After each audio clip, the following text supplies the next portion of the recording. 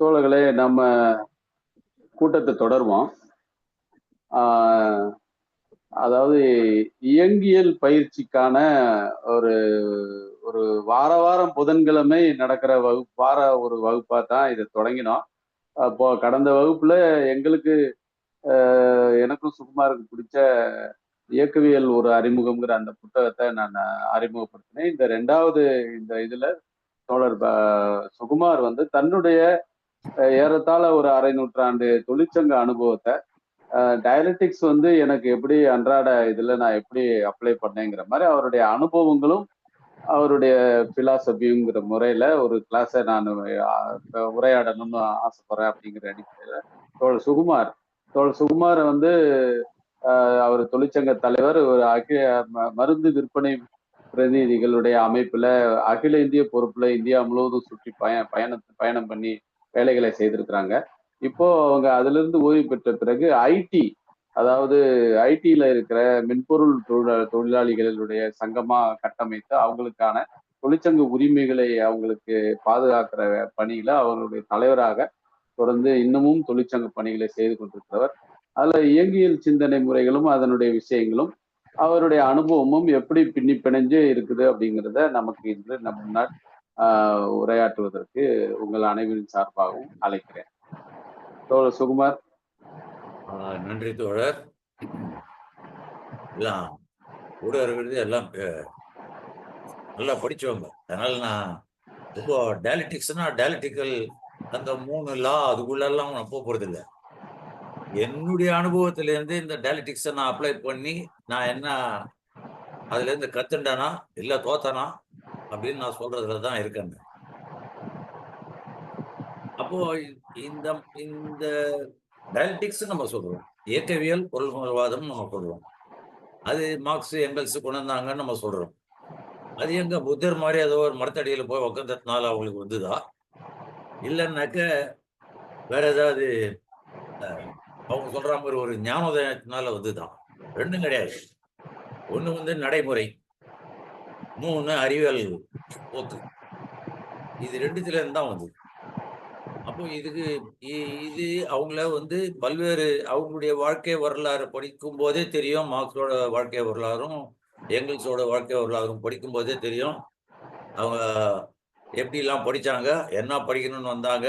ஆனா இவரு மார்க்ஸ் போய் ஏதோ லீகல் இதுக்கு போகும்போது அங்க வந்து டிஃபீட் ஆனதுல அவர் அங்கேருந்து வெளியில வந்து கடைசியில் அது அப்புறம் பிலாசபி அது இதுன்னு எல்லாத்தையும் படிச்சு முடிச்சு கடைசியில ஹெகலியன் தியரியை பேச போய் எல்லாம் லெக்சர் கொடுக்க போய் இந்த ஆளை வெள்ளத்தங்களுக்கு அப்படின்னு சொல்லிட்டு வெளில அனுப்பிச்சு எல்லாம் வந்து எல்லாம் நம்ம படிச்சிருக்கோம். அதையும் நம்ம போகிறது இல்லை. அப்போ இந்த என்னன்னாக்க இந்த இயக்கவியல் பொருள் மாறும் இந்த ஒரு கருத்தானது யாருக்கு பேசிக்கா இது வந்து என்னன்னாக்க இது ஒரு சார்புடையது. சார்புடையதுன்னா தொழிலாளி வர்க்கத்துக்கு சார்புடையது, அவ்வளவுதான். ரொம்ப சிம்பிள். ஒன்றும் பெருசா இதை பத்தி பேச வேண்டிய இது இல்லை. மாற்றத்துக்கு உண்டான ஒரு சமுதாய மாற்றத்துக்கு உண்டான ஒரு இதைதான் எங்கல்ஸும் மார்க்ஸும் இதில் சொல்றாங்க. அப்போ இதை விளக்கணும்னாக்க ஏகப்பட்ட எண்ணற்ற சம்பவங்களை சொல்லலாம். அப்போ யதார்த்தமான உலகத்திலிருந்து 5 புலன்களால் மனிதன் உழுந்து கற்று அறிகிறது தான் இந்த வந்து ஒரு பொருளை பார்த்து அது என்ன இது என்ன அப்படின்னு அவன் அறிய பார்க்குறான். இதை வந்து லாஜிக்காகவும் சைக்கலாஜிக்கலாகவும் பின்னாடி ஒரு கடைசியா கன்க்ளூஷன் போது நான் சொல்றேன். அப்போ அதை வந்து ஆய்வு பண்ணும்போது தான் அவனுக்கு அதை முதல்ல பார்க்கும்போது என்ன ஆகுது, மேலோட்டமான ஒரு கருத்து வருது. ஆனா அந்த மேலோட்டமான கருத்தை வந்து மேல ஆராயும் போதுதான் அது வந்து ஒரு படிநிலை மூலம் மேல வந்து போகும்போது அதை இன்டெப்தா அனலைஸ் பண்ணும்போது அவனுக்கு அந்த புற உலகிலிருந்து அவனுக்கு வந்து அறிவுல வளர்ச்சி வருது. ஸோ இந்த மாதிரி பல்வேறு கருத்துக்கள் இதெல்லாம் வந்து தான் ஒவ்வொருத்தருக்கும் அவனுடைய நடைமுறையிலேருந்து வரக்கூடியது தான் பலது. பாட்டுக்கு சொல்லுவான் குழந்தைய பார்த்து, அங்க விளக்குறது விரல வச்சா சுட்டுடும் அப்படின்னு. ஆனாலும் நம்மளால அது குழந்தை வந்து நண்டு மாதிரி வேகமா போயிடும் பல விதத்துல. போய் விரல்ல கையை வச்சோன்னா சுட்டப்புறம் தான் அது தெரியும், இனிமே அந்த நெருப்பு கிட்ட போகக்கூடாதுன்னு. இதுதான் நிலைமை. அப்போ இப்படிதான் குழந்தையிலேருந்து வளருது, நம்ம அனுபவத்திலேருந்து கத்துக்கிறது. அப்போ படிச்சு நான் வந்து படிக்கும்போது எனக்கு இதுல வந்து நான் பிஏ எக்கனாமிக்ஸா இருந்தாலும் காலேஜ்ல வந்து இந்த டயலெக்டிக்ஸும் சொல்லல, ஏரியா ஆஃப் சர்ப்ளஸ் வேல்யூவும் டீல் பண்ணல சப்ஜெக்ட்ல. அப்போ ஆனா பேச்சுவாக்குல மார்க்ஸோட லைஃப் ஹிஸ்டரி மாத்திரம் வரும். அது கூட ஒரே ஒரு ஒரு ஷார்ப் இதுதான் வரும். என்ன ஒரு 2½ பக்கத்துக்கு எழுதக்கூடிய அளவு தான் அது வரும். மிச்சப்படியெல்லாம் எங்கல்ஸ பத்தி துளி கூட வராது. மார்க்ஸ் சொல்லியாச்சுன்னா அடுத்தது அங்கேருந்து டப்புன்னு உடனே ஜான் மெய்னார்ட் கெய்ன்ஸுக்கு போயிடுவாங்க. Adam Smith, David Ricardo, Malthus, அதுக்கப்புறம் மார்ஷல். அடுத்தது நேரம் இங்க வந்து மார்க்ஸை பத்தி வெறும் அவருடைய ஃபேமிலி ஹிஸ்டரி, டக்குன்னு ஜான் மெய்னார்ட் கெய்ன்ஸ், அப்புறம் இன்னைக்கு இருக்கக்கூடிய மாடர்ன் எக்கானமிஸ்ட் இவங்களுடைய இதில் தான் போகும். 74ல நான் ஜாயின் பண்ணி எல்லாம் வந்து அதுக்கப்புறம் ஒரு 15-20 வருஷம் ஒர்க் பண்ணி அதுக்கப்புறம் விக்டிமைஸ் ஆகி அதுக்கப்புறம் நான் வந்து காஷ்மீர்ல என்னை வந்து கோர்ட்டு வந்து ஆர்டர் பண்ணதுனால என்னை காஷ்மீர்ல போட்டோம். 55 நாள் அங்கே போய் வேலை செஞ்சேன். அப்போ 2009 எனக்கு ஒரே ஒரு அட்வைஸ் தான், சுகுமார் நீ ஜாகிரதை, காஷ்மீர் போற, இதுக்கு முன்னாடி போயிருக்கியா? நான் அப்போ ஸ்கூல்ல போகும்போது பார்த்தது கதை வேற. அப்பெல்லாம் வந்து 67, 68ல நான் போய் பார்த்த போது காஷ்மீர் வேற, 2009ல நான் பார்த்த காஷ்மீர் வேற. ஒரு 100 மீட்டருக்கு 100 மீட்டர் 2009ல எப்போ எங்க பார்த்து செக்யூரிட்டிக்காரன் இருப்பான். என்ன ஆகும்னாக்க நான் ஏதோ செக்யூரிட்டிக்காரன் பப்ளிக் சப்போர்ட்டுக்கு நிக்கிறான் அப்படின்னு நான் அப்பவும் நினைச்சேன். காஷன் பண்ணாங்க, பார்த்து அங்க வந்து நீ செக்யூரிட்டிக்காரங்கிட்டையும் நீ ஜாஸ்தி பழகக்கூடாது, மக்கள்கிட்டையும் ஜாஸ்தி தண்ணி மாதிரி நிக்கணும். நீ ஏதாவது ஒரு பக்கம்னாக்க உடனே உனக்கு வந்து பிரச்சனை வரும் அப்படின்னாங்க. இருந்தாலும் நான் தைரியமா போயிட்டேன். நான் ஒன்றும் அவ்வளோ பெரிய ஹிந்தி எக்ஸ்போனன்ட்டும் கிடையாது எனக்கு. புரிஞ்சுப்பேன், ஆனா கம்யூனிகேஷன் எனக்கு டிஃபிகல்ட், ஒன்றும் வராது. இந்தியாவுக்கு போனா இங்கிலீஷ் ஃப்ளூயன்சி வரா மாதிரி தமிழ் ஃப்ளூயன்சி இல்லை, ஓப்பனா சொல்லணும். அதுக்கு நான் தமிழை வெறுக்கிறவங்க கிடையாது, அதுவும் உண்டு. அது நல்ல புது புது வார்த்தைகள்லாம் கிடைச்சதுனாக்கா உடனே இதுக்கு என்ன அர்த்தம்னு சொல்லி கேட்டு இது எங்க படிச்சீங்க என்னன்னு கேட்கணும். அப்போ அந்த மாதிரி புரிஞ்சுக்கிறது தான் என்னுடைய இது. அப்போ அந்த மாதிரி அனுபவத்துல போகும்போது நான் சங்கத்துல வந்து நாங்கெல்லாம் வந்து எங்களுக்கு ஜாப் செக்யூரிட்டின்றதே ஒரு காலத்துல கிடையாது. 70ஸ்ல நாங்க ஜாப் செக்யூரிட்டி டிமாண்ட் வச்சோம். வி நீட் ஜாப் செக்யூரிட்டின்னு சென்ட்ரல் கவர்மெண்ட் கிட்ட ஸ்டாண்டிங் ஆர்டர்லாம் கேட்டோம். அப்போ நான் வந்து ஒரு 4 வருஷம் கழிச்சு சென்ட்ரல் கவர்மெண்ட்ல போயிட்டு லேபர் செக்ரட்டரியை பார்க்கும்போது, நீ புதுசா ஜாப் செக்யூரிட்டி எல்லாம் கேட்குறீங்க, மை ஜாப் இஸ் நாட் செக்யூர்டுன்னு. அப்போ நான் சொன்னேன், you are a minister, you are getting elected and coming, so you may not get elected next time. அதனால உன்னுடைய இது வந்து ஜாப் வந்து பர்மனெண்ட் கிடையாது. நீ எலெக்ட் ஆகி அடுத்த வாட்டி மினிஸ்டர் வந்தாதான் உண்டு. சும்மா நீ வந்து ஒன்றிய செக்யூரிட்டி இந்திய செக்யூரிட்டியும் ஒன்னா பார்க்காத. நான் திருப்பி அடிச்சேன். WRVயோட நான் போயிருக்கேன், சாமர் முகர்ஜியோட போயிருக்கேன். ஆனா பட்டுன்னு அடிச்சிட்டேன் நான், அவங்களையும் மீறி. அவர் சாமர் முகர்ஜி அப்படி என்னை பார்த்துட்டு ஒரு ஸ்மைல் கொடுத்துட்டு கப்புன்னு என்னை நிறுத்தினாரு. அதுக்கப்புறம் அவர் பேசினார் எல்லாத்தையும். நல்லா யூஆர் ஃப்ரம் சென்னை, உடனே என்ன மெட்ராஸ்ல இருந்து வரியா அப்படின்னு. ஆமா அப்படின்னு. ஸ்டூடியஸ் அப்படின்னாங்க. அப்போ இதுதான் என்னுடைய ஷார்ப் ரியாக்ஷன். வெளியில வந்து பார்த்து சாமர் முகர்ஜி இருக்கும்போது அவர் பேசணும், நீ பேசக்கூடாது அப்படின்னு. இல்ல இல்ல இல்ல, அவன் பேசினதுதான் கரெக்டு, அவனை பேச விடு, WRV தடுக்காதே அப்படின்னாரு. ஏன்னா அவர் வந்து CITல இருக்காரு, இவரும் CITல இருந்து எங்களை லீட் பண்ணிட்டு போனார். ஸோ இப்படி ஆச்சு. இது என்னுடைய அனுபவம். நிறைய பேரை நான் கேள்வி கேட்டது, இந்த ஜாப் செக்யூரிட்டிலாம் வரும் உனக்கு கிடைக்குமா, ஸ்டாண்டிங் ஆர்டர் கிடைக்குமா, உனக்கு வேலை நிர்ணயம் கிடைக்குமா, உனக்கு எப்படி வந்து ஒர்க்கிங் ஹவர்ஸ் உனக்கு டிசைட் பண்ண முடியும், நீ எப்படி ஒர்க்கர்ன்ற ஸ்டேட்டஸ் நீ கேட்கிற அப்படின்லாம் என்ன கேட்டாங்க. ஆனா நாங்க பண்ண ஆர்ப்பாட்டம், நாங்க பண்ண போராட்டம், நாங்க பண்ண பிரச்சாரம், இது எல்லாம் பண்ணதுல இது அத்தனையும் நாங்க அடைஞ்சோம். வேற உரிமையா அடைஞ்சோம், ஒர்க்கிங் ஸ்டேட்டஸும் வாங்கினோம். எல்லா ஸ்டேட்லயும் நான் அதுக்கு போய் லீகலா நிறைய ஸ்டேட்ல ஹெல்ப் பண்ணேன். தமிழ்நாட்டுல முதல்ல வாங்கினோம். முன்னாடியே மிச்ச ஸ்டேட்ல நாங்க வாங்கினோம். அது எல்லாத்துக்கும் ஹெல்ப் பண்ணேன். அதே மாதிரி ஒர்க்கிங் ஹவர்ஸ் இன்னைக்கு ஆல் இந்தியால எல்லா ஸ்டேட்லயும் இருக்கு. ஆனா அதுல என்போர்ஸ்மெண்ட்ல இருக்கான்னாக்க இல்ல. ஸ்டாண்டிங் ஆர்டர் கேட்டுட்டு இருக்கோம். இன்னைக்கும் எங்களுக்கு வந்து அது வந்து ரெடியா இருக்குது.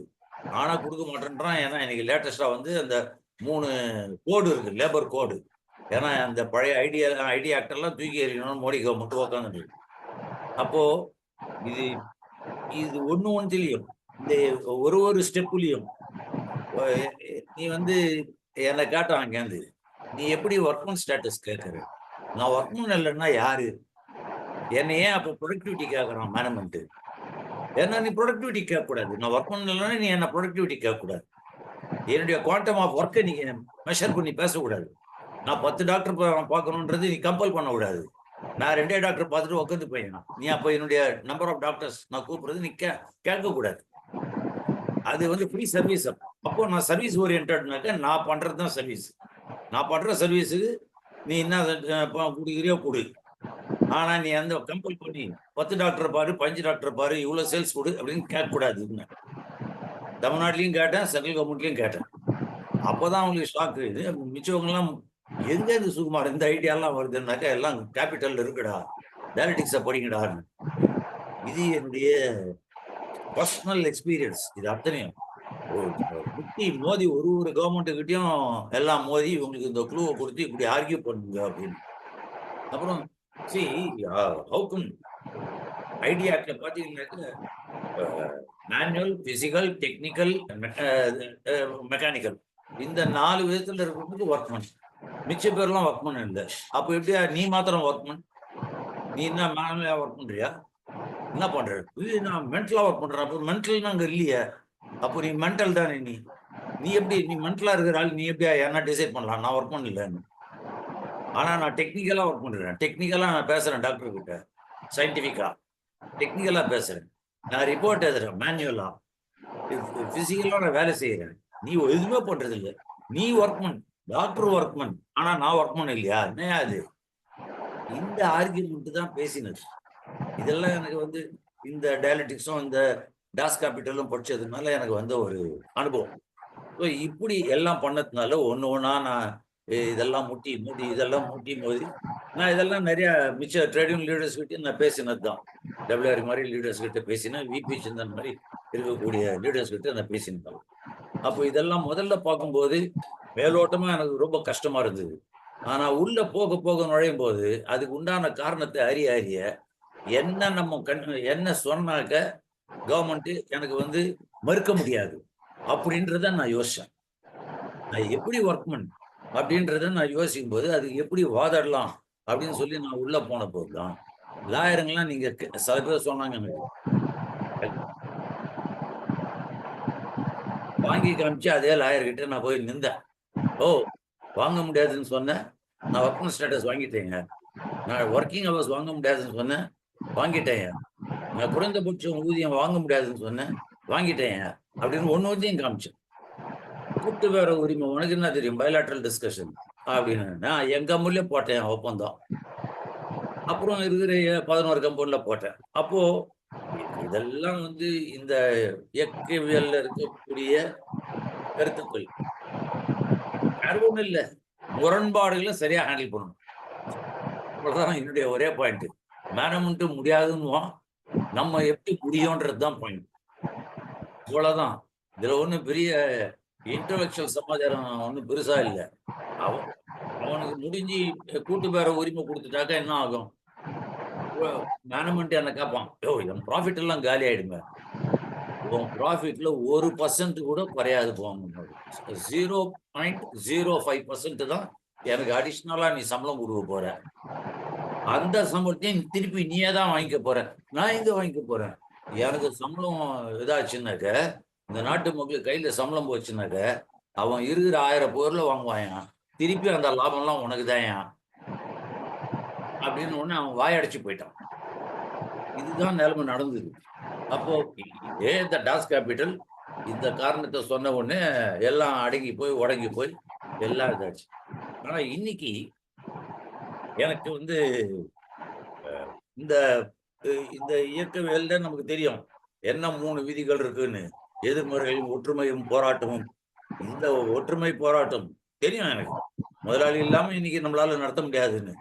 நடத்த முடியுமான்னா நடத்த முடியும். ஆனா அடிக்கட்டுமானம் மாறணும். இல்லைன்னாக்கா நம்ம அவ்வளவுதான் கதை கந்தல். ஏன்னா அடிக்கட்டுமானம் மாறாம நம்ம போய் உக்காந்தோம்னாக்க நம்ம நல்ல துணியை போட்டுன்னு போவோம். அதுக்கப்புறம் இந்த French socialist party German socialist party மாதிரி ஆயிடும். இதுக்கு உதாரணம் சொல்லணும்னாக்க ஜெர்மனியில் விவசாய புரட்சி பெசன் வார் இன் ஜெர்மனியில எங்கல்ஸ் ஒரு இடத்துல சொல்றாரு, அந்த முன்சர்ன்றவன் ஒரு பகுதி ஜெர்மனியோட மேஜர் போர்ஷன் வின் பண்ணி உக்காந்துடுறான். ஆனா அவனுக்கு ப்ரோக்ரஸிவ் திங்கர் அவன். ஆனா என்ன பண்ணணும், அடுத்தது என்ன பண்ணணும் தெரியாம போய் மாட்டிப்பான். ஏன்னா கட்டமைப்பு எல்லாம்னாக்க நிலப்பிரபுத்துவ கட்டமைப்பு முதலாளித்துவமே வளரல. நிலப்பிரபுத்துவ கட்டமைப்புல இருந்து எப்படி டைரக்டா கொண்டு போறதுன்றது ஒரு நிலைமை. அப்படி இருக்கும்போதுதான் அவனால ஒண்ணும் பண்ண முடியல. கடைசியில் அவனை அடிச்சு விரட்டுறாங்க. கவுண்டர் ரெவல்யூஷன் ஓடி போறான். இது அந்த ஜெர்மனியில் விவசாய புரட்சியில நடந்த ஒரு சம்பவம். இது நமக்கு படிப்புன்னு அடிக்கட்டுமானம் அதனால்தான் முக்கியம் அப்படின்னு சொல்றதுக்கு காரணம் மார்க்சும் எங்கல்ஸும் இதுதான். இதை கோட் பண்றாரு. ஏன்னா ஜிம்மர்மேன்ற ஒரு சரித்திர நிபுணர் தான் அந்த இதை எழுதுறாரு. அவர் எழுதிட்டு எங்கல்ஸ் இதுக்கு விரிவுரை எழுதுறாரு. அதுல எங்கல்ஸ் இதை குறிப்பிடுறாரு. அப்போ இன்னைக்கு இவ்வளவு பெரிய ஆர்டிபிஷியல் இன்டெலிஜென்ஸ் எல்லாம் வந்தாச்சு. அதை பத்தி நம்ம நிறைய பேசுறோம். இன்னைக்கு இருக்கிற நம்ம நீதிராஜன் சொல்லும்போது ஐடி செக்டார்னு மெடிக்கல் ரப்புக்கு நிறைய இது பண்ணியாச்சு. நாங்க இன்னும் ஃபைட் பண்ணிட்டு இருக்கோம். இன்னைக்கும் கலெக்டிவ் பார்கெனிங் ரைட்டுக்கு நாங்க போராடிட்டு இருக்கோம். அப்போ இன்னைக்கு என்ன நிலைமைனாக்க இந்த இன்னைக்கு நியோ லிபரலிசம், இந்த நவதாராளம் அட்வான்டேஜா அப்படின்னாக்க கரெக்ட். இந்த மாதிரி ஜூம் வந்திருக்கு. என்னைக்கும் இல்லாத அளவு நான் இத்தனை நாளா பார்க்க முடியாத என்னுடைய ஓல்டு ஃப்ரெண்டு எல்லாரிடையும் நான் இன்னைக்கு பேசிட்டு இருக்கேன். அதுவும் இன்னைக்கு பாலாஜியோட எல்லாம் இன்னைக்கு பேசுறேன்னா இவ்வளவு சுலபமா என்னால பாலாஜியை பிடிக்க முடியாது. ஒரு காலத்துல சவுத் விஷன்ல போய் உட்காந்து பாலாஜியை பிடிக்கிறதுக்குள்ள எனக்கு போரும் ஆயிடும். சில நேரத்துல கோபமே வரும் பாலாஜி மேல. அந்த ஆள் கிடைக்கவே மாட்டான் அப்படின்னு இப்படிலாம் நான் பேஸ் பண்ணிடுவேன். இந்த அட்வான்டேஜ் இருக்கு. அப்போ எவ்வளோ ரேபிட் டெவலப்மெண்ட் இன்னைக்கு வேர்ல்டு வைடு. இந்தியாலையும் பார்த்தாக்க எல்லாம் 4 லேன் 8 லேன் 12 லேன் அப்படின்றானுங்க. மேசிவ் மெட்ரோ ரயில் அப்படி இப்படின்னு எல்லாம் பேசுறாங்க. ஆனா இந்த நவதாராளமயம் கொள்கை வரும்போது சிஐடி மாதிரி இருக்கக்கூடிய யூனியன் தான் முதல்ல காஷன் இருக்கு. அப்பியரன்ஸ்ல வெளி பட்டாட்டமா இருக்கு. இத்தனை வளர்ச்சியும் இருக்கு. நாடு இன்னைக்கு ஜிடிபியில வளர்ந்துருக்கு. நான் இல்லைன்னு சொல்லு. ஆனா குவாலிட்டேட்டிவ்லி எல்லாரையும் அடக்கி வளர்ந்துருக்கான்னாக்க இல்ல. வெதர் அத்தனை பேருக்கும் எஜுகேஷன் கிடைச்சிருக்கா இல்ல. அத்தனை பேருக்கு ஹெல்த் கிடைச்சிருக்கா ஃபெசிலிட்டி இல்ல. அத்தனை பேருக்கும் இருக்கிற இடம் கிடைச்சிருக்கா இல்ல. ஆனா பில்லியனர்ஸ் நம்பர் மாத்திரம் இன்க்ரீஸ் ஆகி போச்சு. இன்னைக்கு நான் ஃபேஸ் பண்றது தொழிற்சங்கத்துல, அதுவும் ஐடி செக்டர்ல இவனுங்க இந்த பட்டனை தட்டினா எங்கேயோ பேசுறானுங்க. கனடாக்காரனோடவும் ஆஸ்திரேலியாக்காரனும் பேசுறானுங்க. உங்ககிட்ட கேட்கிற கேள்வி இவங்கெல்லாம் how long it will take? Don't ask us to fight like you in the court for 25 years, for 20 years, 15 years. Sorry, no. இப்போ இந்த எஸ்கேப் பட்டனை தட்டினா இப்போ இது அத்தனை இந்த விண்டோஸ் எல்லாம் எகிரி போயிடும். தட்டினா ஃபேன் சுத்துற மாதிரி ரிசல்ட்டுக்கு ஆகுறாங்க இன்னைக்கு இருக்கிற யங்ஸ்டர்ஸ். இதுதான் பெரிய பிரச்சனை. இன்னைக்கு இருக்கிற தொழிற்சங்கத்துல நான் பாக்குற ஒரு இது, அவங்களுக்கு அந்த சுவிட்சை தட்டின ஒரு பட்டனை தட்டினா எனக்கு அதுவும் இன்னைக்கு ஆர்டிபிஷியல் இன்டெலிஜென்ஸ் என்ன அன்னைக்கு கூட கேட்டானுங்க ஒரு மீட்டிங்ல, இன்னைக்கு எப்படி டயக்னோசிஸ்ன்னு.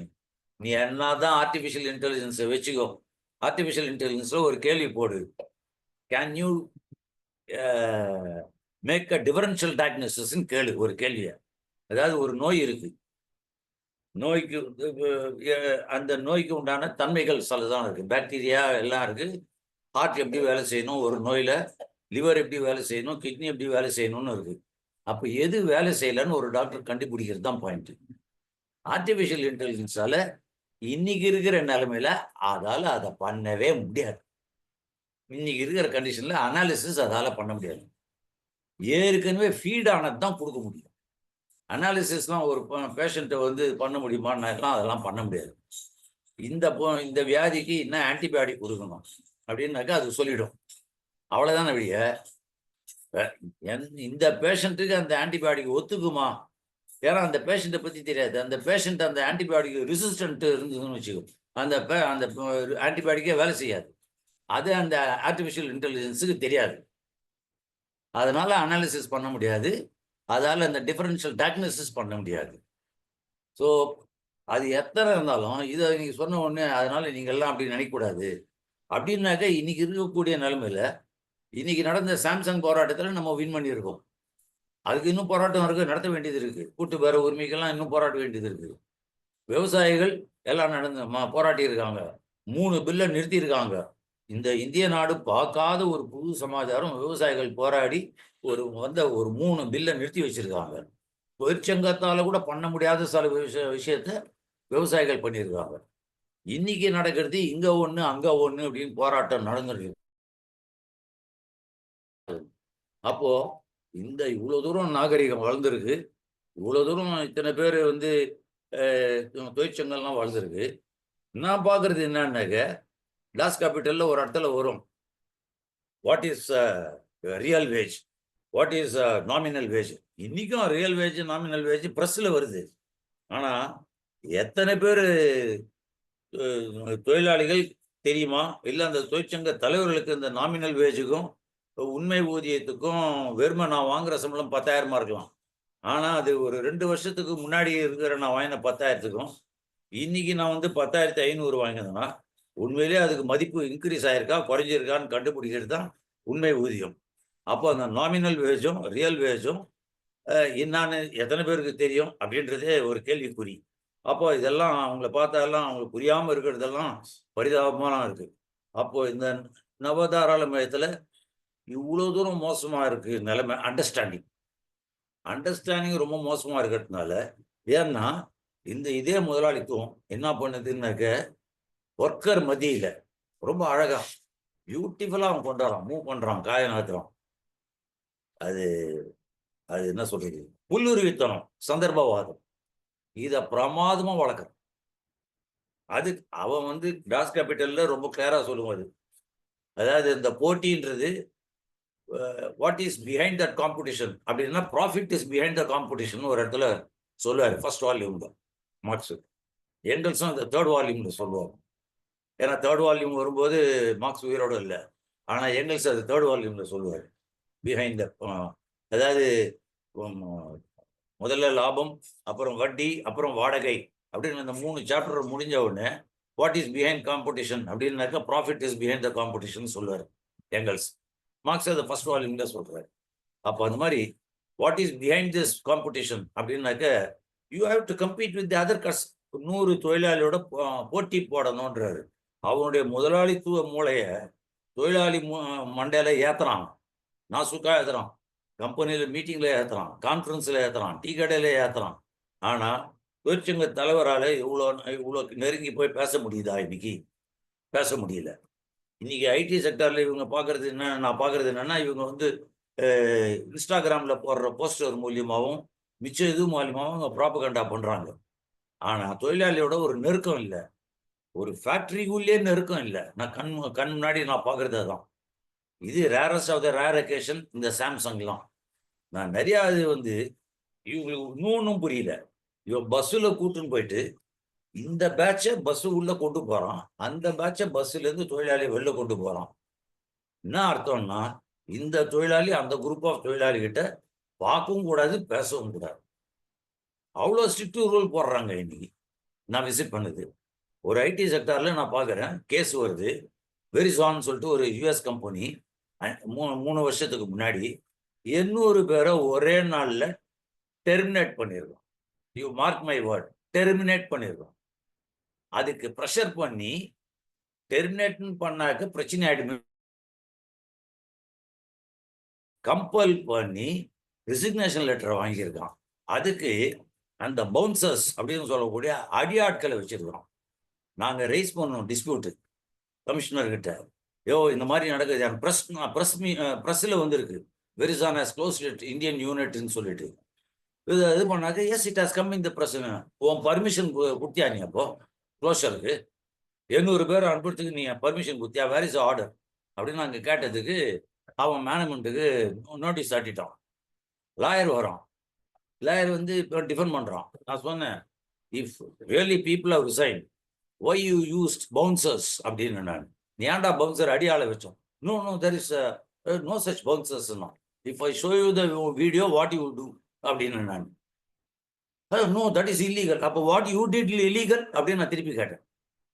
நீ பவுன்சரை யூஸ் பண்ணது லீகல், 800 பேரை ஒரே நாளைக்கு காமிச்சது லீகல், நான் வந்து வீடியோ காமிச்சா இல்லீகலா?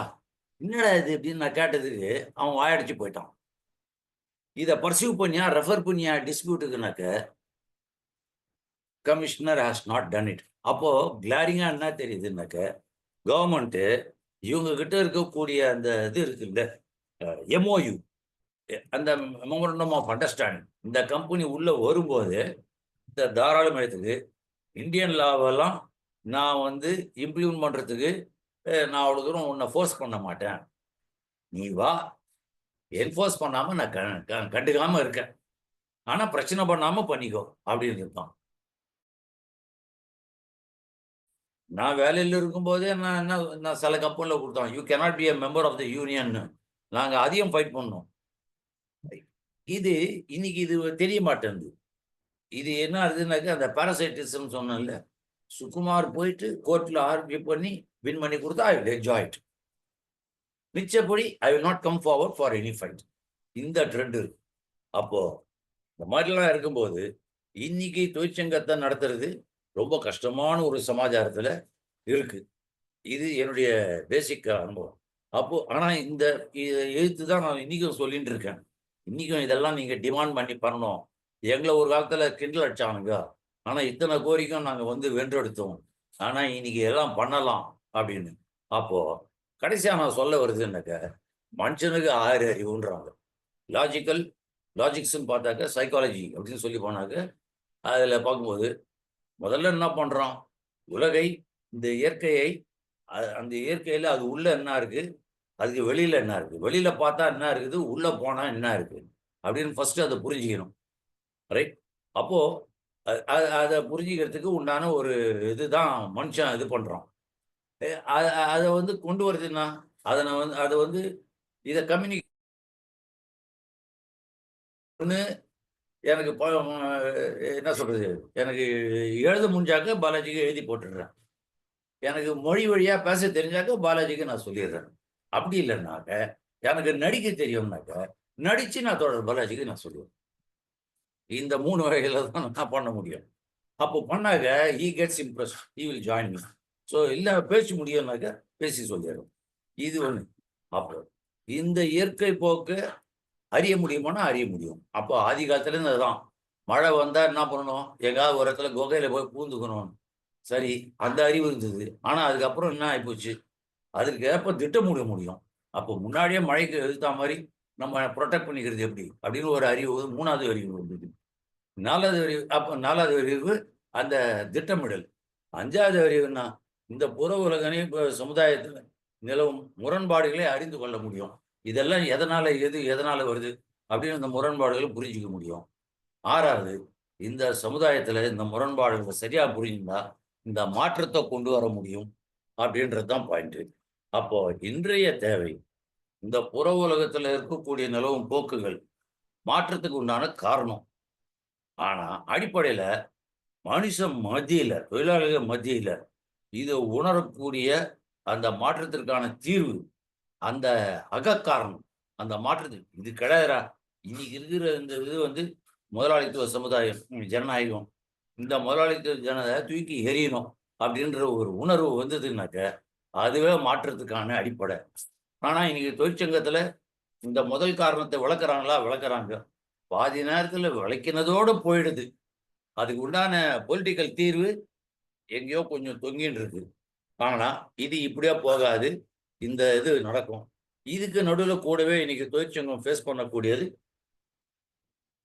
இந்த இன்னைக்கு இந்தியாவே ஃபேஸ் பண்ணக்கூடிய ஒரு பிரச்சனை இந்த மதவாதம். அது எப்பெல்லாம் முதலாளிகள் கட்சி என்னைக்கெல்லாம் இது இருக்கோ அது அன்னைக்கு வந்து இந்த மதவாதத்தை பிடிச்சிக்கும். அதை வந்து இந்த புக்கு நான் சொன்னேன்ல அன்னைக்கு நானும் நீதியும் அடிக்கடி படிப்போம்னு சொல்லிட்டு கிருபவின் அதுல 74வது பக்கத்துல அவரே சொல்றாரு. ஏதாவது என்ன சொல்றாருன்னா முதலாளித்துவ வர்க்கம் அதிகாரத்தை பிடித்து தனது சர்வாதிகாரத்தை நிறுவிய மறுகணமே பொருள்வதுமாத நிலையிலிருந்து விலக்கி கருத்து முதல்வாதத்தை நெருங்க தொடங்கியது. எப்போ 17ஆம் நூற்றாண்டுல. அப்போ இந்த மதவாதத்தை நம்ம நாட்டில் இந்த முதலாளித்துவம் யூஸ் பண்றது ஒன்றும் பெரிய அபூர்வம் இல்லை. என்ன ஒன்று இடதுசாரிகள் பலமா இல்லாதனால இது நடந்தது. அப்போ இந்த கருத்துக்களை கொண்டு போகணும். நம்மளால முடிஞ்சதை நம்ம வந்து அதுக்கு உண்டான வேலையை பண்ணோம்னாக்க சேஞ்சஸ் ஆர் டெஃபினட். ஏன்னா கவர்மெண்ட்டுக்கு கொடுக்கக்கூடிய நெருக்கடி அவனாலே வந்து சமாளிக்க முடியல. சமாளிக்க முடியாதனால்தான் பல்வேறு முட்டாள்தனமான இதை வந்து சென்ட்ரல் கவர்மெண்ட்டும் பண்ணிட்டு இருக்கு, ஸ்டேட் கவர்மெண்ட்டும் பண்ணிட்டு இருக்கு. அப்போ இந்த அவங்களால அந்த முரண்பாடை தீர்க்க முடியாது. முதலாளித்துவத்தில் அவங்களுடைய பிரச்சனையை தீர்க்க முடியாதுன்றதுதான் நம்மளுடைய கிளியர் அண்டர்ஸ்டாண்டிங். தீர்க்க முடியாதனால்தான் உலகளாவிய அளவில் இன்னைக்கு பிரான்ஸ்லயோ ஜெர்மனிலயோ கிரீஸ்லயோ எல்லா நாட்டிலையும் பெரிய பெரிய போராட்டம் நடந்துட்டு இருக்கு. இது கண்டிப்பா மாறும். ஆனா இந்த மாற்றம் ஒன்னே ஒன்று, அது என்ன மாதிரி மாற்றம் நடக்கும் அப்படின்னு சொல்ல முடியாது. வெஸ்டர்ன் கண்ட்ரிஸ் மாதிரி அது வந்து ஜஸ்ட் ஒரு டெமோக்ராட்டிக் பை வே ஆஃப் எலெக்ஷனா இல்லை ஆர்ம்டு ரெவல்யூஷனா, it all depends upon the ruling class. இதுதான் நான் சொல்லி என்னுடைய அனுபவத்திலிருந்து நான் சொல்லணும்னு நான் விரும்புகிறேன். Neethirajan, I have finished it. I don't want to take much time. நன்றி தோழர். அதான் நீங்க வந்து ஒரு தொழிலாளி என்ற முறையில உங்களுக்கு டயலெக்டிக்ஸ் வந்து உங்க அன்றாட வாழ்க்கையை எப்படி புரிஞ்சுக்கிறதுக்கு உதவி செஞ்சுச்சு. உங்களுடைய உரிமைகளை வந்து நீங்க போராட்டத்தின் மூலமா பார்கெயின் பேச்சுவார்த்தை அதுல உங்களுடைய டிப்ளமசியா உங்களுக்கு பேசுறதுக்கு எனக்கு கூலி கொடுத்தேன்னா உனக்கு தான் திரும்பி வருது அப்படின்னு பேசுனீங்கன்னு வித்தியாசமா சொன்னீங்க. இப்ப அந்த மாதிரி உங்களுக்கு தொழிற்சங்க வாழ்க்கையில அன்றாட போராட்டத்துல உங்களுக்கு இந்த டயலெக்டிக்ஸை படிக்கிறதுங்கிறது எப்படி ஒரு வழிகாட்டக்கூடியதா இருந்தது அப்படிங்கிற தனிப்பட்ட அனுபவமாகவும் ஒரு தொழிற்சங்கவாதி அனுபவமாகவும் சொல்லியிருக்கீங்க. நம்ம இது ஒரு சின்ன விவாதமா கூட வச்சுக்கலாம். எனக்கு நீங்க சொன்ன வார்த்தைகள வித்தியாசமா ஒண்ணு என்ன பட்டுதுன்னா, டயலெக்டிக் ஒரு சார்பானது, தொழிலாளி வர்க்க சார்பானது அப்படின்னு சொன்னது, அத சொல்லும் முறையில கொஞ்சம் வித்தியாசமா ஃபீல் பண்ணேன். உதாரணமா போன வகுப்புலயே நாம என்ன பேசினோம்னா, தத்துவம் வந்து தன்னுடைய ஆயுதமா தொழிலாளி வர்க்கத்தை பாக்குது, தொழிலாளி வர்க்கம் தன்னுடைய ஆயுதமா மார்க்சியத்தை பாக்குது அப்படின்னு ரெண்டும் ஒண்ணுக்கு ஒண்ணு ஆயுதமா பாக்குதுங்கிற மாதிரி பேசணும். நீங்க இங்க வந்து அந்த பார்வைய வேறொரு எக்ஸ்ட்ரா நீளத்துக்கு நீங்க இழுத்தீங்க. தொழிலாளி வர்க்கத்துக்கு சார்பானதான் இயக்கியல் அப்படின்னு என்னுடைய பார்வையில அதை கொஞ்சம் நீங்க மலினப்படுத்தின மாதிரி நான் ஃபீல் பண்ணேன். உதாரணமா நீங்க அது நான் மற்ற தோழர்களும் கருத்து சொன்ன பிறகு நீங்க வந்து பதில் சொல்லலாம், தொகுத்து கூட நீங்க சொல்லலாம். நான் பொதுவா சாம்சங் போராட்டத்திலே கூட அந்த தொழிற்சங்க தோழருக்கு நான் வந்து சொல்ல விரும்பினது என்னன்னா, நீங்க தொழிற்சங்க தலைவராக மட்டும் நீங்க பத்திரிகையில கட்டுரைகள் எழுதாதீங்க. நீங்க மக்கள் தலைவராக இருந்து தொழிற்சங்க உரிமைகளை அதுக்குள்ள இணைங்க அப்படின்னு நான் என்னுடைய எதிர்பார்ப்பை நான் அவருக்கு சொன்னேன். அதாவது என்னுடைய எதிர்பார்ப்பு என்னவா இருக்குதுன்னா, உதாரணமா முதலாளிகள் வருகிறாங்க, அவங்க மூலதனம் வரட்டும், ஆனா எங்க உரிமை கொஞ்சம் கூட பாதிக்காம தொழிலாளர் உரிமையும் இருக்கணும் அப்படிங்கிற மாதிரி அந்த வாதம் என்பது இங்க இருக்கு அறிவுலக இதுல. ஆனா பொதுவா அந்த வகையில அது அமையாதுங்கிற விஷயங்களை நீங்க இப்ப சொன்னீங்க. எப்படி ஒரு கமிஷனர் வந்து முத்தரப்பு இதுல வந்து நீ வந்து அவங்க எம்ஓஇ போடும் போதே பிரச்சனை வராம பண்ணிக்க அப்படின்னு தான் நடந்துக்கிறாங்கிற மாதிரி ஒரு விஷயத்த ஃபீல்டு எப்படி இருக்குங்கிற மாதிரி ஒரு இதை நீங்க கொண்டு வந்து சொன்னீங்க. அப்ப அந்த வகையில எதிரிகள் முன்னேறும் போது பிலாசபிக்கலாவும் டயலட்டிக்கலாவும் நாம எங்க முன்னேறணும் அப்படின்னு சொன்னா, அது நம்ம முன்னோடிகள் ஏற்கனவே சொன்னதுதான். வெறும் ஒரு பொருளாதாரவாதமா மட்டும் தொழிற்சங்கம் இருக்க முடியாது, புரட்சியின் பள்ளி அப்படின்னு லெனின் எதிர்பார்த்த மாதிரி அந்த இடத்துல வந்து உங்களுக்கு ஒரு தொழிற்சங்க தலைவர் என்பவர் தமிழ்நாட்டினுடைய தொழில் வகை முன்னேற்றத்தினுடைய ஒரு முக்கியமான ஒரு ஒரு ஒரு அவருக்கான செயல் திட்டத்தை அவர் தெரிஞ்சவராக அதை உள்வாங்கும் போது நீங்க எங்க தொழிலாளர்கள் உரிமைகளும் பாதுகாக்கப்படணும்னு தமிழ்நாட்டினுடைய தொழில் வளர்ச்சியை பேசுற அதே நேரத்தில் தொழிலாளர்களுடைய உரிமையும் பாதுகாக்கக்கூடியவரா அவர் அட்வான்ஸ்டா இருந்தா தான் நம்ம வந்து அங்க இல்லைன்னா நாம தனிமைப்படுவதற்கு வாய்ப்பு இருக்கு அப்படிங்கிற மாதிரி நான் வந்து அந்த சாம்சங் தொழிற்சங்கத்தை அந்த போராட்டத்தை தலைமை தாங்கின ஒரு தோழத்தை நான் பகிர்ந்துகிட்ட விஷயம் இது. நீங்க வெறும் தொழிற்சங்க தலைவரா மட்டும் பேசுறதுங்கிறது ஒரு மக்கள் ஆதரவை நமக்கு வந்து டாக்டிக்கலா நமக்கு கொண்டு வராது. நீங்க அதை இணைச்சு பேசும்போது கூடுதல் ஆதரவு கிடைக்க வாய்ப்பு இருக்கு அப்படின்னு நான் கேட்டேன். இது வந்து என்னுடைய கோணம். தோழர் பாலாஜி ஏதாவது சொல்றீங்களா? மற்றவங்க யாராவது சொல்றதா இருந்தா கொஞ்ச நேரம் நம்ம வந்து கலந்துரையாடல் பண்ணிட்டு அப்புறம் கூட சந்தேகங்களுக்கு பதில் சொல்லலாம். சுகுமார்.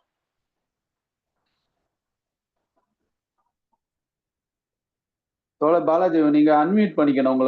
உங்க சவுண்டு ஃபேன் சத்தம் வந்ததுனால நான் மியூட் பண்ணியிருக்கேன்.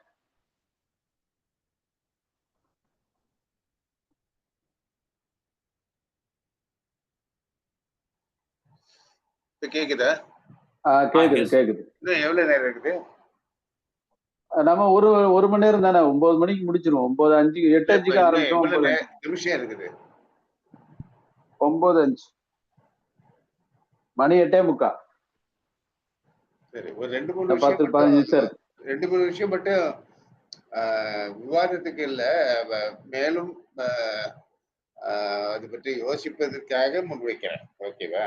அதுக்கு வந்து ரெடிமேட் ஆன்சர்ஸ் எல்லாம் இல்லை. ஒண்ணு வந்து ஐடி இண்டஸ்ட்ரியில தொழிற்சங்கம் உருவாவது காலத்திலேயே வந்து அந்த தோழர்களிடம் நிறைய பேர்கிட்ட விவாதிச்சிருக்கிறேன். ஏன்னா அவங்க எப்படி அடுத்த கட்டம் கொண்டு போறது அப்படின்ற விஷயம் வந்தபோது கடைசியா அவங்க தொழிற்சங்க அபிலியேஷன் முடிவு பண்ணி போனாங்க. இது ஒண்ணு. அப்போ அதுல எனக்கு மாற்று கருத்து இருந்தது. அங்க தொழிற்சங்கம் செல்லுபடி ஆகாது என்றது என்னுடைய கருத்து. எஃப்எம்ஆர்ஐல சுகுமாரனுடைய அனுபவங்கள், இந்தியன் பார்மசி இண்டஸ்ட்ரி என்னுடைய ஸ்ட்ரென்த்து, அவனுடைய ப்ராடக்ட அவன் வந்து மார்க்கெட் பண்ணணும்னா அவனுக்கு மெடிக்கல் ரெப்பினுடைய மிக முக்கியமான அங்கமா அந்த இண்டஸ்ட்ரியில மெடிக்கல் ரெப் இருந்தாங்க. அதனால இவங்களால ஒரு பார்கெயின் பண்ண முடியுது. ஹிஸ்டாரிக்கலா சொல்றேன். 80s எஃப்எம்ஆர்ஐ சேர்ந்து ஒரு அவங்க பப்ளிஷ் பண்ண ஒரு புக் இருக்குது. சுகுமார் கிட்ட என்கிட்ட இருந்தது இல்லை, இப்போ கிட்ட பல பேர் எழுதின கட்டுரைகள் கொண்ட ஒரு book. So pharmaceutical industry is different, IT industry is different. மெக்கானிக்கலா ஒரு இண்டஸ்ட்ரியல் ஒரு ஃபோர்டு, சாம்சங்கு, சைன்கோபன் அது இதுன்னா இண்டஸ்ட்ரின்னா அங்க வந்து ஃப்ளோர் இருக்குது, மிஷின்ஸ் இருக்குது. அதனுடைய அங்க இருக்கிற அதுலயும் மல்டிநேஷனல் கம்பெனிஸ் வரும்போது அதுக்கான தன்மைகள் வேறுபடும். அப்போ கான்கிரீட்டா ஒவ்வொரு இண்டஸ்ட்ரீஸ்க்கான ஸ்பெசிபிக் கேரக்டரிஸ்டிக்ஸாக தான் அங்க ட்ரேடிங் மூவ்மெண்ட் டெவலப் பண்ணுவோம். ஒரு உதாரணமா கான்ட்ராக்ட் லேபர் இருக்கிற இண்டஸ்ட்ரியா இருக்கு வச்சுக்கோங்க. அங்க எப்படி முதல் கல்பாக்கம் 70s கட்டும்போது கல்பாக்கத்துல கேஷுவல் லேபர்ஸ், அதாவது கான்ட்ராக்ட் லேபர்ஸை வச்சுதான் கட்டுறான். அந்த மேப்பையே கல்பாக்க இதையே கட்டுறான். அங்க நம்ம ஒரு ட்ரேட் யூனியன் கட்டணும். ட்ரேட் யூனியனுக்கு சிவாஜி தாம்பரத்துல அவர் பொறுப்பு போட்டாங்க. ஒரு கான்ட்ராக்ட் லேபர்ஸ் மத்தியில நம்ம எப்படி ஸ்ட்ரகிள் பண்ணணும் இதை பத்தி எல்லாம் அப்போ வந்து நமக்கு தெரியும். ஏன்னா அப்பதான் வந்து கான்ட்ராக்ட் லேபர்ஸ் ஆக்ட் கூட வந்தது. அந்த contract labours act industrial dispute act is not for the labour. Dispute தான். டிஸ்பியூட் ரெண்டு பேருக்குள்ள டிஸ்பியூட் தீர்த்து வைக்கிறதுக்கு தான் act. It's not a labour act at all. Trade union movement அது எந்த காலத்திலும் புரிஞ்சுக்கிட்டே கிடையாது. அதுதான் லேபர் லாஸ் அப்படின்னு நினைச்சிட்டு இருந்தாங்க. So I live it further. அதுக்குள்ள போகல நான். ஆனா கான்ட்ராக்ட் லேபர் என்னாச்சு, கொஞ்சம் யூனியன் ஃபார்ம் ஆகி அங்க ஒரு ஸ்ட்ரகிள் பில் நடத்தி அவங்களெல்லாம் மூட்டை கட்டி அமிச்சிட்டான். யாரு, அந்த எம்ப்ளாயி பண்ண கான்ட்ராக்டர் வேலையை விட்டு அமிச்சிட்டான். சிவாஜியால ஒன்னும் பண்ண முடியல. கொஞ்ச நாளைக்கு அப்புறம் மாவட்ட செயலாளர் என்ன அப்படின்னு பார்த்தா எல்லாம் ஏற கட்டிட்டார். அந்த யூனியனே கிடையாது. அப்போ கான்ட்ராக்ட் லேபர்ஸ் இருக்கிற இடத்துல எப்படி, அதுவும் ஸ்பெசிஃபிக்கான ப்ராப்ளம். ஐடி இண்டஸ்ட்ரியில basically it is not like an industrial sector கிடையாது. ஹார்ட்வேர்ல அவன் ஹார்ட்வேர் வச்சுன்னு இருப்பான், ஒரு டைப்ரைட்டர் மாதிரி ஒரு கம்ப்யூட்டர் வச்சுன்னு இருப்பான், அவ்வளவுதான். சாஃப்ட்வேர் கம்ப்ளீட்டா இட் இஸ் ஹேண்டில்டு மல்டிநேஷனல்ஸ், ஃபாரின்ல இருந்து வெளிநாட்டுல எந்த கம்பெனிக்கு அவன் சர்வ் பண்றானோ இவங்க யாருமே ஒரிஜினல் கம்பெனிஸ் இல்லை.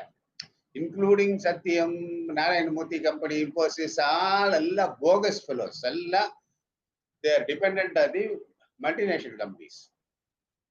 நாராயணமூர்த்தி கொஞ்ச நாள் 3 நாளா பேசின்னு இருக்கிறான் பேஸ்புக்ல, காரி துப்புறாங்க எல்லாரும். So these are not fake industries. They are just there. முதலாளி அங்க இருக்கிறான், இவன் பெரிய நாராயணமூர்த்தி தன்னை பெரிய பிக்கா காட்டிப்பாரு. ஆனா இவன் அவனுக்கு அடிவருடி.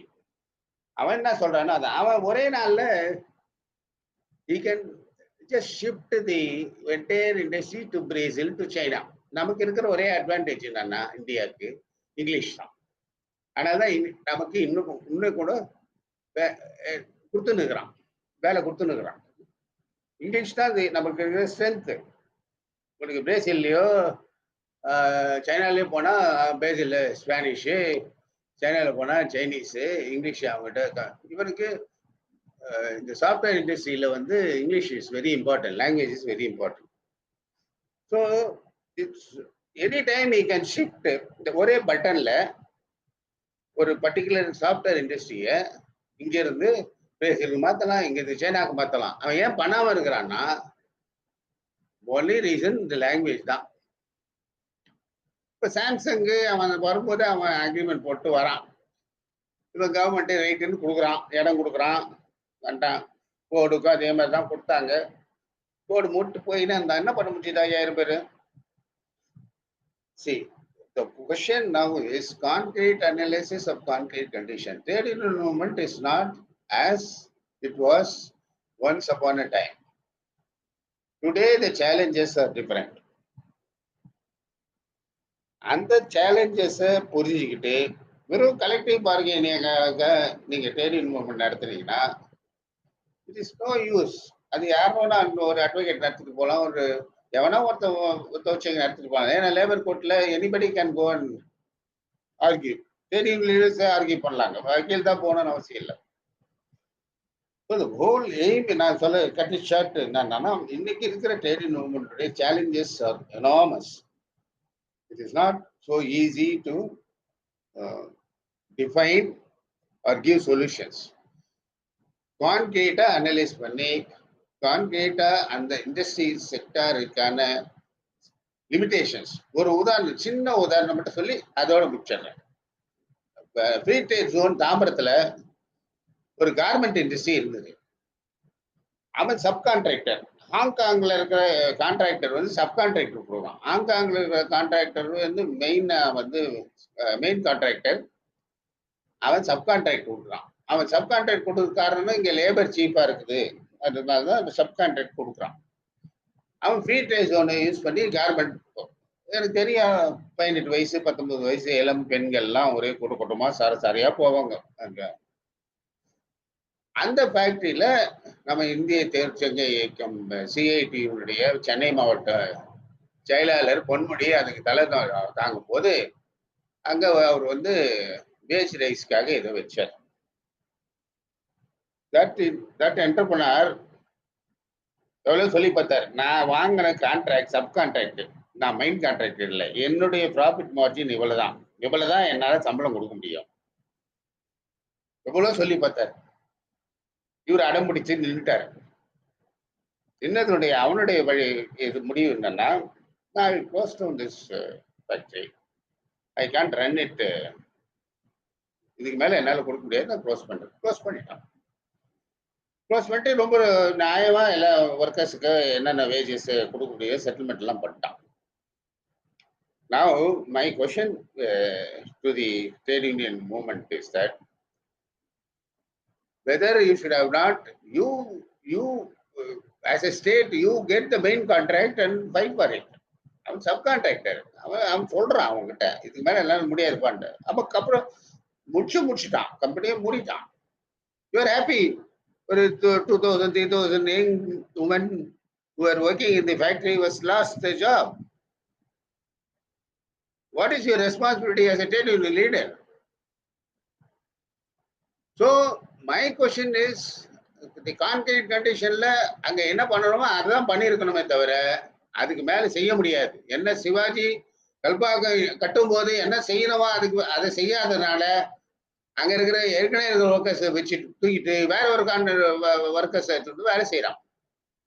மெட்ராஸ் ரெஃபைனரிஸ்லயே அது நடந்தது. கான்ட்ராக்ட் ஒர்க்கர்ஸை வந்து கம்ப்ளீட்டா ஸ்ட்ரைக் பண்ண உடனே சுத்து வட்டாரத்துல கிராமத்துல போய் வேன்ல போய் இட்டு வந்தான் வேலைக்கு. பிகாஸ் அது அன்ஸ்கில்டு ஒர்க்கு. அப்புறம் கடைசியா என்ன பண்ணாங்க, ட்ரேட் யூனியன் மூவ்மெண்ட் கிராமமா போய் இது சொன்னாங்க. என்ன சொன்னாங்க, எங்க வேலையை பறிச்சுட்டு உங்களுக்கு வேலை கொடுக்குறாங்க, நீங்க வேலையை ஏத்துக்கிறீங்க. அவன் வேலை இல்லாம இருக்கிறான், அவன் வேலையை கூப்பிட்டா போக மாட்டானா? இந்த கான்ட்ரடிக்ஷன்ஸ் எல்லாம் ஓசூர்லயும் வந்தது, எல்லா இடத்துலயும் வருது, இன்னும் வந்து கொண்டுதான் இருக்கும். இவைகளே ட்ரேட் மூவ்மெண்ட் அப்படியே கடந்தே போறாங்க. அதை பத்தி எல்லாம் பேசாம கடந்து போயினே இருக்கிறாங்க என்பதுதான் என்னுடைய பாயிண்ட். சுகுமார் அவருடைய எக்ஸ்பீரியன்ஸ் சொன்ன போது என்னுடைய பணிவான சப்மிஷன் என்னன்னா, இந்தியன் ஃபார்மசி இஸ் ஒரு strong pharmacy industry compared to other countries. we produce lot of medicines for the world. In fact, அமெரிக்காவுக்கு நம்ம இங்கே தான் பல மெடிசின்ஸ் ப்ரொடியூஸ் பண்ணி எக்ஸ்போர்ட் பண்றோம்.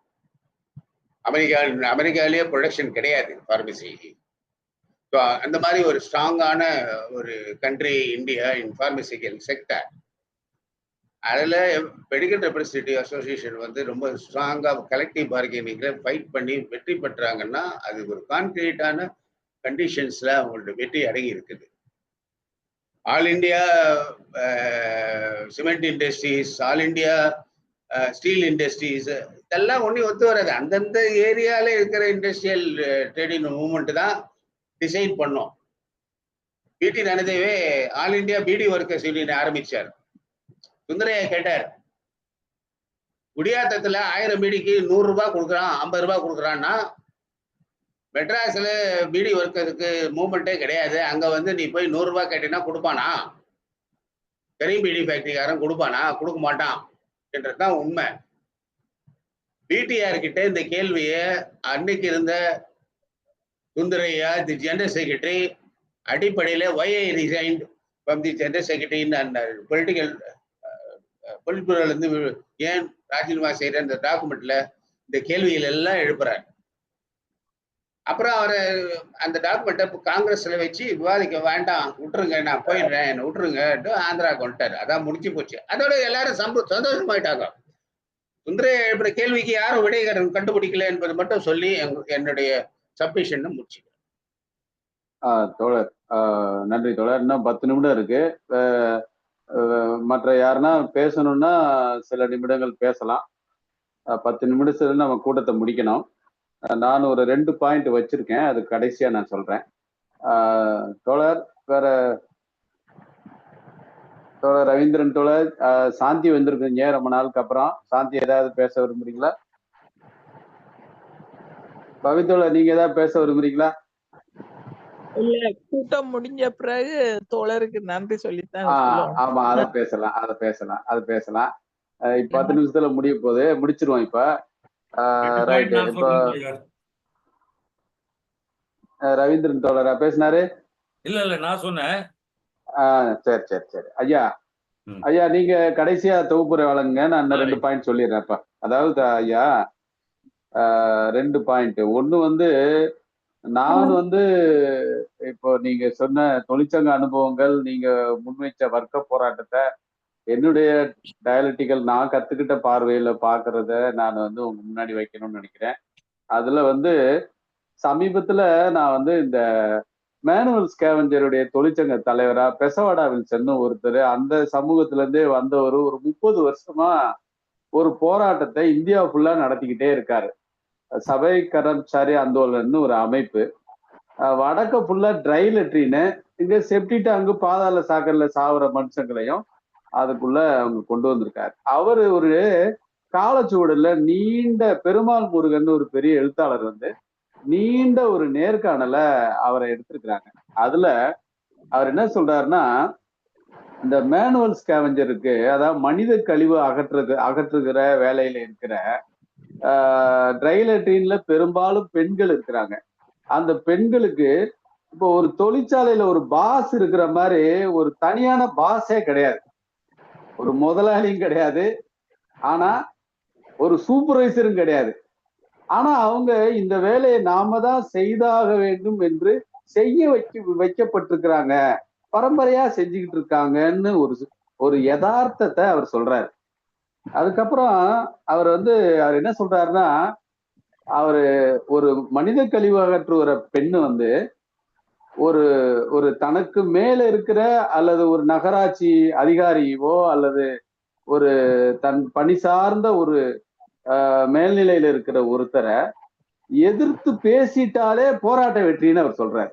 அதாவது அவர் ஒரு கோரிக்கை பார்கெயின் பாகுது அதெல்லாம் வச்சு 10 கோரிக்கை வச்சு அதுல 1 ஜெயிச்சு அதுல 1 வெற்றி பெற்றா தொழிற்சங்க வெற்றி அப்படிங்கிற அந்த நரேஷனுக்கு ரொம்ப தூரத்துல இருக்கு அவருடைய டிஸ்கஷன். அவர் என்ன சொல்றாருன்னா, நீ என்ன எங்களை டிக்னிட்டியா நடத்த மாட்டியா, நாங்களும் மனுஷன் எங்களை நடத்த மாட்டியா அப்படின்னு எதிர்த்து பேசி சம்பளத்தை எனக்கு கொடுக்க அந்த 1000 ரூபாய் சம்பளத்தை கூட என்கிட்ட கொடுக்காம நீ கந்து வெட்டிக்காரன்ட்ட கொடுப்பியா அப்படின்னு அது குரல் எழுப்பிட்டாலே சக்சஸ் அப்படின்னு தான் அதை எடுத்துக்கணும் அப்படின்னு அவர் ஒரு புது வியாக்கியானத்தை இன்டர்பிரிட்டேஷனை அந்த நேர்காணல்ல படிச்சேன்.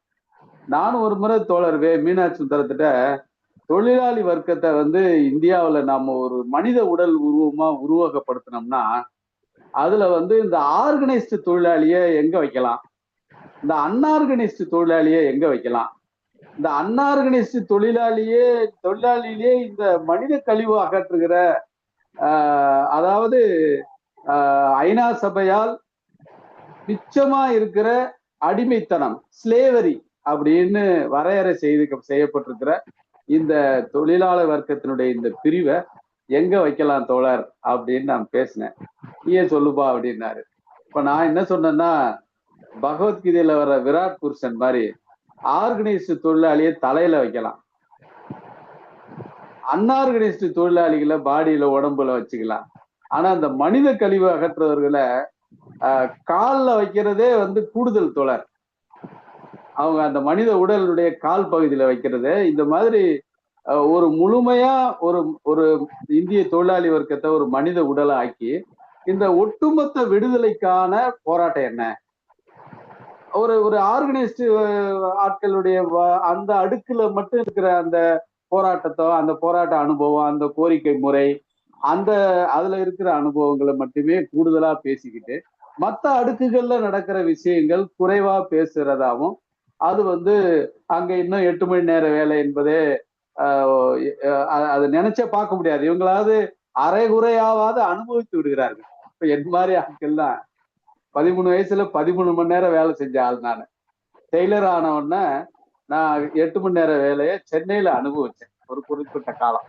அப்ப எனக்கு எப்படி இருக்கும், காலையில 6 மணிக்கு வேலைக்கு போனோம், நைட்டு 7 மணிக்கு தான் விடுவாங்கும் போது 9 மணிக்கு போட 5 மணிக்கு விட்டாங்கப்பா அப்படின்னு இருக்கும். அப்ப ஆர்கனைஸ்டு தொழிலாளிங்கிற ஒரு சிறு பகுதி தான் அந்த 8 மணி நேர வேலையை அனுபவிக்குது. அந்த பக்கம் இருக்கிற இதுல எதுவுமே அனுபவிக்காம இருக்கிறாங்க. இந்த வகையெல்லாம் நாம இது எல்லாத்தையும் உள்ளடக்கியதாக நம்மளுடைய தொழிற்சங்க விவாதம், நம்மளுடைய நரேஷன், நம்மளுடைய விவாதம் இருக்கணும் அப்படிங்கிற மாதிரி தோழர் சுகுமார் தோழர் பக்கத்துல நான் வந்து ஒரு இத வைக்கிறேன். இது வந்து ஒரு பாயிண்ட். 2வது பாயிண்ட் வந்து ஒரு கதை சொல்லலான்னு இருக்கிறேன். உலக முதலாளி வர்க்கத்துக்கு இப்ப வந்து அடுத்தவன் பொண்டாட்டி மேல ஆசை வந்திருக்கு.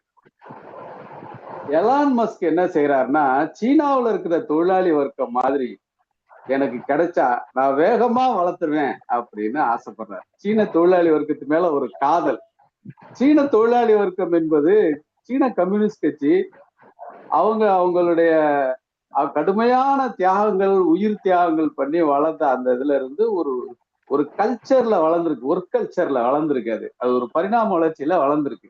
நம்ம டிவிஎஸ் ஐயங்கார் என்ன சொல்றாருன்னா, நீங்க சீனாவில் இருக்கிற தொழிலாளி வர்க்கம் மாதிரி மட்டும் எனக்கு கிடைச்சிட்டா நான் இங்கேயே நான் தமிழ்நாட்டிலேயே நான் வந்து எல்லா மூலதனத்தை போட்டு, அப்போ இன்னைக்கு உலகம் இருக்கிற அமெரிக்க முதலாளியா இருக்கட்டும், தமிழ்நாட்டு முதலாளியா இருக்கட்டும், அவங்களுக்கு வந்து சீனாவுல இருக்கிற மாதிரி ஒர்க் கல்ச்சர்ல ஃபாஸ்டா கேரண்டியா அவங்க எதிர்பார்க்கிற லாபம் கிடைக்கிற மாதிரியான ஒரு வேலை முறை. அது வந்து அவங்களுக்கு அடுத்தவன் வீட்டுல இருக்கிற அழகான பெண்ணு மேல ஆசை வைக்கிற மாதிரி காதல் வயப்பட்டிருக்காங்க. இப்போ அந்த காதலை தான் அவங்க என்ன பண்றாங்கன்னா, சாம்சங் இங்க இம்ப்ளிமெண்ட் பண்றாரு. அங்க அவங்களுக்கே உரிய முறை வரையில ஃபாக்ஸ்கான் வருது, அது திரும்பி ஓடி போயிருது. இப்படித்தான் நான் வந்து இந்த விஷயங்களை புரிஞ்சுக்கிறேன். இப்ப இதுல வந்து நாம வந்து இந்த புதிய சூழலுக்கு ஏத்த மாதிரி நாம வந்து எப்படி நம்ம தொழிலாளி வர்க்கத்தை எஜுகேட் பண்றது அப்படிங்கிற மாதிரி நம்ம வேலுவேல் நம்ம விவாதங்களை வளர்த்து எடுத்துட்டு போகணும் அப்படிங்கிற மாதிரி தோழர்கிட்ட சொல்லி அவரு தொகுப்புரையா வழங்கி கூட்டத்தை முடிச்சிடலான்னு கேட்டுக்கிறேன். சுகுமார் நீங்க தோழர். என்ன பேச சொல்லி கேட்டிருந்தீங்க. ஆனா அதுல இல்ல என்ன பிரச்சனை என்றால், எனக்கு தொழிற்சங்க அனுபவங்கள் இல்லை. தொழிலாளர் அணிக்குள்ள நான் வேலை செய்யல. அதை பற்றி படிக்கிறதுக்கு அப்பால எனக்கான சொந்த அனுபவம் சார்ந்த அறிவில்லை. அதனுடைய தோழருடைய அந்த சுகுமார் தோழருடைய கருத்துக்களை நான் உள்வாங்கி இருக்கிறேன். இப்ப இறுதியில நீங்க நீதிராஜன் சொல்லி இருக்கக்கூடிய அந்த விஷயம் இப்ப அடையாள அரசியல இந்தியாவுக்குள்ள இருக்குது. அது இங்கேயும் கூட இலங்கையிலையும் கூட இப்ப தலித் முன்னணி என்றதெல்லாம் பிரான்ஸ்ல எல்லாம் இயங்குது. அவர்கள் இங்கேயும் தங்களுடைய தொழிற்பாடுகளை செய்வது இருக்குது. அந்த வகையில இப்ப தொழிலாளருடைய அனுபவங்கள் அல்லது நீங்க நீதிராஜன் சொல்லி இருக்கக்கூடிய மாதிரி அந்த மனித மலமாண்டுவோருடைய பிரச்சனைகள் சார்ந்த அந்த விஷயங்கள் இன்றைக்கு இயங்கி கொண்டிருக்கிற தொழிலாளர்களுடைய பிரச்சனை இன்றைக்கு இன்னொரு வடிவத்துக்கு வருகிறது. அது இப்ப அடையாள அரசியல் வடிவத்துல உதாரணத்துக்கு நீங்க சொன்ன விஷயம்ன்றது வரும். இதுக்கு அடுத்த ஒரு விஷயத்தை பற்றி தான் நான் இப்ப பேசிக்கொண்டிருக்கிறேன். திணை அரசியலுக்குள்ள இயங்கியதை இப்படி பார்க்கிறோம். அது நீங்க சொன்ன மாதிரி ஒரு 2 சந்திப்புகளுக்கு பிறகு அதை பற்றி நான் பேசலாம். நன்றி, வணக்கம். தோழர் சுகுமார் தோழர், நீங்க பேசி முடிச்சிடலாம். நம்ம ஃபர்ஸ்ட் பாயிண்ட், நம்ம 2 பேரும் யூஸ் பண்ற இந்த புக்கிய 35வது பக்கத்துல இயக்கவியல் மற்றும் வரலாற்று பொருள்வாதத்தின் மூலவர்கள் தத்துவஞானத்தின் சார்பு நிலை கோட்பாட்டை நியாயப்படுத்தியது இன்றைய விஞ்ஞான சிந்தனையின் தலை சிறந்த சாதனைகள் ஒன்றாகும். அப்போ அது சார்பு நிலை. ஏன்னா முதலாளித்துவத்துக்கு என்ன சொல்றான்னாக்க, நீ வந்து நியூட்ரலா இருக்கணும்ன்றான். cannot be anything நியூட்ரல், சார்பு நிலை. இன்னைக்கு இருக்கிற சமுதாயம் சோசியலிசத்துக்கு மூவ் ஆகணும்னாக்கா அது ஒரு சார்பு. இந்த இயக்கவியல் பொருள்வாதம் வரலாற்று பொருள்வாதம் சார்பு நிலை. அதை நம்ம கிளியரா புரிஞ்சுக்கணும். அதுக்கப்புறம் இன்னைக்கும் ID செக்டார்ல they are classified as a workman by law, by court. Madras ஹைகோர்ட்லயே அது வந்து வர்டிக்டா வந்திருக்கு. ஏன்னா அதுக்கு க்ளூ நிறைய அந்த ஒர்க்கருக்கு நான் கொடுத்தேன், ஹி காட் இட். அவன் வந்து அதை வின் பண்ணான். அது 2வது. 3வது, நானே வந்து 3 டிஸ்பியூட்ல போயிருந்த போது நெகோசியேஷன் ஒரு பிரச்சனை இருக்கு. இப்போ நான் வந்து I got victimised, then I got Anantnag Kashmir, அதே கிளாக்ஸோட. ஆனா 300 பேருக்கு ட்ரைனிங் கொடுத்து நம்ம 300 பேர் அனுப்பிச்சிடுறான். அனுப்பிச்சு இந்த வெரிசான்லயே அவன் வந்து கடைசியா ஒரு இடத்துல வந்தான் இங்கேருந்து அரைக்குறையா வந்தான். பட் அதை பர்சியூ பண்ணல கடைசியா. என்ன ஒரு பாயிண்ட் என்னாக்க 300 பேர் ட்ரைனிங் கொடுத்தானா 300 பேரும் பிரயோஜனம் இல்லையா, அதனால அனுப்பிச்சிட்டானா. நான் ஆர்கியூ பண்ணதுல ஓகே கடைசியா டிஸ்பியூட் ரைஸ் பண்ணி பண்ணதுல யூ டெல் மீ யார் யாரெல்லாம் வரத்துக்கு வேலைக்கு திருப்பி வரத்துக்கு ஆசையா இருக்கோ சொல்லுங்க வரேன் அப்படின்னாக்க எல்லா ஒர்க்கரையும் கேட்குறேன் வரமாட்டேன்றான். கேட்டாக்க எனக்கு அதே கம்பெனியில் பிடிக்குமா வேலை செய்யறதுக்கு பிடிக்கலான்றான். This is a tendency of the workers. இன்னைக்கு ஐடி செக்டாரில் we have won the cases many. இந்த கோவிட் டயத்தில் அவங்களுக்கு இது பண்ணது எல்லாத்தையுமே நான் வின் பண்ணியிருக்கேன். இன்றைக்கும் ஒரு பொண்ணுக்கு வந்து வின் பண்ணி கொடுத்துருக்கேன், செட்டில்மெண்ட் வாங்கி கொடுத்துருக்கேன். இது வந்து ஸ்லோ தான், it is not a IT sector. டெஃபினட்டாக நம்ம அட்வான்ஸ் பண்ணக்கூடிய ஒரு செக்டார். ஏன்னா மிச்ச கண்ட்ரியில் இருக்கு, அதனால தான் நான் அவ்வளோ கான்ஃபிடென்ட்டாக சொல்கிறேன். ஸோ இது வந்து இது இங்கே அட்வான்ஸ் பண்ணலாம். என்ன ஒன்றுனாக்க நான் பேசுகிற வேதனை வந்து ஒன்றே ஒன்று தான். இவங்க வந்து ரொம்ப அந்த இன்னைக்கு இருக்கிற அந்த அர்ஜென்சி, சுவிட்சு போட்டால் ஃபேன் சுற்றணும் அப்படின்ற ஒரு மென்டாலிட்டி இருக்குது. ஒரு கன்சிஸ்டன்ட் டிரைவ் இல்லை அவங்களுக்கு, அதுதான் பிரச்சனை. அது கொஞ்சம் ஸ்லோவாக தான் வரும்னு என்னுடைய அசஸ்மெண்ட்டு. ஸ்லோவாக வந்துட்டு இருக்கு. ஏன்னா இது வந்து அவனுடைய அந்த கான்ட்ரடிக்ஷனுக்கு அவன் தேடுறான். அவன் இங்கே போனால் வேலை கிடைக்குமா, அந்த ஆப்பர்ச்சுனிசம், இங்கே போனால் அது கிடைக்குமா, அங்கே போனால் அது கிடைக்குமா, இல்லை பாரசைட்டிக் கண்டிஷன். இதை யார் மேலே உட்காந்து on whose shoulder I can have a piggyback right, எவன் முதுகில் குதிரை ஓட்டலாம் அப்படின்றது போகும்போது எங்கேயும் இல்லாத போது கடைசியாக அவன் வந்து மாட்டுறது நம்மக்கிட்ட தான். கரெக்டாக ஃபோன் கால் வருது, ultimately we are advancing slowly. என்ன ஒன்று it will take some time. But நான் சொல்ல வருது, இந்த விவசாய போராட்டமோ இன்னைக்கு இருக்கிற தொழிற்சங்க போராட்டமோ நிறையா இது வந்து எங்களில் வந்து காலை வரைக்கும் அது இது. இன்னைக்கு வந்து இந்த மாதிரி டாக்டர்கிட்ட முன்னாடி விஷுவல் எய்டுன்னு ஒன்று பண்ணியிருந்தாங்க, அது இன்னைக்கு கிடையாது. டேபை கொடுத்து நான் அந்த டேபை ஓப்பன் பண்ணால் ப்ராடக்ட்டை பற்றி நான் டாக்டர்கிட்ட நான் மீட் பண்ணிட்டேன்னா இல்லையான்னு மேனேஜ்மெண்ட்டுக்கு தெரியும். இந்த எலக்ட்ரானிக் கேட்ஜெட்டை நாங்கள் அப்போஸ் பண்ணுறேன், ஆனால் டாக்டர் அப்போஸ் பண்ணுறான். ஏன்னா you are entering into my ப்ரைவசின்றான். அதான் பிரச்சனை. We are not opposing the technology know how. முதல்ல அந்த அண்டர்ஸ்டாண்டிங் பாலாஜி சொன்னது கரெக்டு, பொன்முடி பண்ணது முதல்ல தப்பு. அப்புறம் அவரே திருத்திட்டாரு, டெக்னாலஜியை வந்து நம்ம தடுக்க முடியாதுன்னு சொல்லிட்டு. இது பேங்கிங் செக்டாரில் அதான் வந்து முதல்ல கம்ப்யூட்டர் அப்ரோஸ் பண்ணாங்க. அதுக்கப்புறம் எந்த சுந்தரையா சொன்னாரோ அதை வந்து பிடிஆர் சப்சிக்வெண்ட்டாக மாற்றி வாட்ச் பண்ணுங்க, இல்லைன்னா வேலை போயிடும். உங்களுக்கு என்ன பாயிண்ட்டு, எல்ஐசியில் தான் இருந்தது, பேங்க்கில் தான் இருந்தது, கோ ஃபார் இட். உனக்கு வேலை பார்க்காம பார்த்துக்கணும். இன்னி வரைக்கும் ரெக்ரூட்மெண்ட்டு எல்ஐசியில் தான் இருந்துருக்கு, பேங்க்கில் கூட இல்லை. பேங்க்கில் ரெக்ரூட்மெண்ட் பண்ணணும்னு சொல்லிட்டு ஸ்ட்ரைக்கில் போக போகிறானுங்க அடுத்த வாரம். இதான் நிலைமை. ஏன்னா பேங்க்கில் வந்து லேட் ரியலைசேஷன், அங்கே வந்து வேற இது வேற ஒரு பாலிடிக்ஸ் பேங்க்கில். ஸோ இந்த சிச்சுவேஷன் வி கேன் அட்வான்ஸ். நான் பேச வந்து கடைசியாக கன்க்ளூஷன் ஸ்பொராடிக்காக நடந்துட்டுருக்கு. ஒரு ஸ்டேஜ் வரும் ஃபைனலாக, அது வந்து எல்லாரையும் வந்து குயிக்க வைக்கும். அந்த சிச்சுவேஷனில் தேர் கேன் பி அட்வான்ஸ்மெண்ட்ன்றது தான் இந்த பாட்டி. இவ்வளோதான் தொடர் என்னோட சமாப்பு. தோழர்களே, இப்போ இன்றைய நிகழ்வை நாம முடித்துக்கிறோம். நான் வந்து ரெக்கார்டிங் லைவை நிப்பாட்டிடுறேன். பொதுவாக சாந்தி தோழர் ரொம்ப நாளைக்கு முன்னாடி வந்திருக்கிறாங்க. இப்போ கேஷுவலா சாதாரணமா பேசுவோம்னா பேசிக்கலாம். வணக்கம் சார், சாரி லேட் ஆயிடுச்சு.